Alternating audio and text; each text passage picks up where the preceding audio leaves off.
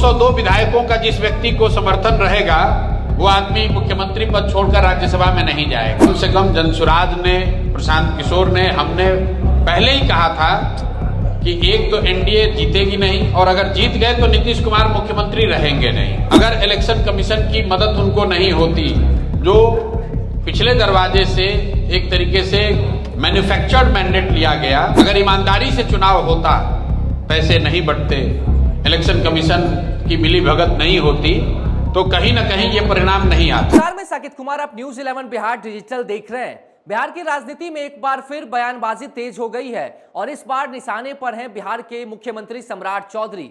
जनसुराज के संस्थापक प्रशांत किशोर ने बड़ा हमला बोलते हुए कहा कि बिहार में मुख्यमंत्री थोपे गए हैं और यही नहीं, उन्होंने पूरी सरकार की वैधता पर भी सवाल खड़े किया है। पूर्णिया से बोलते हुए प्रशांत किशोर ने साफ कहा कि जिस जनादेश के नाम पर सरकार बनी थी वो दरअसल नीतीश कुमार के नाम पर था, लेकिन अब उसी जनादेश को दरकिनार कर पिछले दरवाजे से सम्राट चौधरी को मुख्यमंत्री बना दिया गया। उनका आरोप है कि ये सरकार न लोकतांत्रिक है न ही गरिमा के अनुरूप है और सबसे बड़ा सवाल, क्या बिहार की जनता के साथ धोखा हुआ है।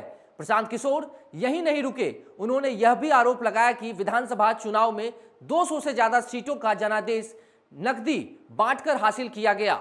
उन्होंने कहा, राजग यानी एनडीए ने चुनाव नीतीश कुमार के नाम पर और वादों पर लड़ा, लेकिन अब वही वादे और चेहरा दोनों बदल दिए गए हैं। सम्राट चौधरी को मुख्यमंत्री बनाया गया है, ये आपके लिए खबर है। कम से कम जनसुराज ने, प्रशांत किशोर ने, हमने पहले ही कहा था कि एक तो एनडीए जीतेगी नहीं और अगर जीत गए तो नीतीश कुमार मुख्यमंत्री रहेंगे नहीं। अगर 10,000 रुपए देकर एनडीए के लोगों ने वोट नहीं खरीदा होता, अगर इलेक्शन कमीशन की मदद उनको नहीं होती, जो पिछले दरवाजे से एक तरीके से मैन्युफैक्चर्ड मैंडेट लिया गया, उसी वजह से आप देख रहे हैं कि उनको 202 सीट आई है। अगर ईमानदारी से चुनाव होता, पैसे नहीं बंटते, इलेक्शन कमीशन की मिली भगत नहीं होती, तो कहीं ना कहीं ये परिणाम नहीं आता। ये मैं सिर्फ आरोप नहीं लगा रहा हूं, इसका आप देखिए, 202 विधायकों का जिस व्यक्ति को समर्थन रहेगा वो आदमी मुख्यमंत्री पद छोड़कर राज्यसभा में नहीं जाएगा। तो ये दिखाता है कि वो 202 विधायक जो जीते हैं वो लोकप्रियता का बहुमत नहीं है, जनता के लोकप्रियता का बहुमत नहीं है, वो मैन्युफैक्चर्ड बहुमत है। सबसे अहम सवाल प्रशांत किशोर ने यह मांग उठाई कि अगर लोकतंत्र की मर्यादा बचनी है तो सम्राट चौधरी को नया जनादेश लेना चाहिए। हालांकि उन्होंने यह भी स्वीकार किया कि हम सभी जानते हैं कि ऐसा शायद नहीं होगा। अब बात सिर्फ राजनीति तक सीमित नहीं रही है।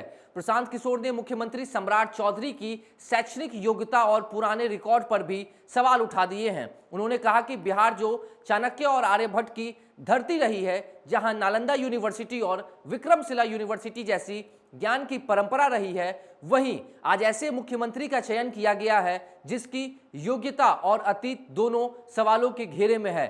जनसुराज के प्रदर्शन पर भी सवाल उठे तो प्रशांत किशोर ने दो टूक जवाब दिया।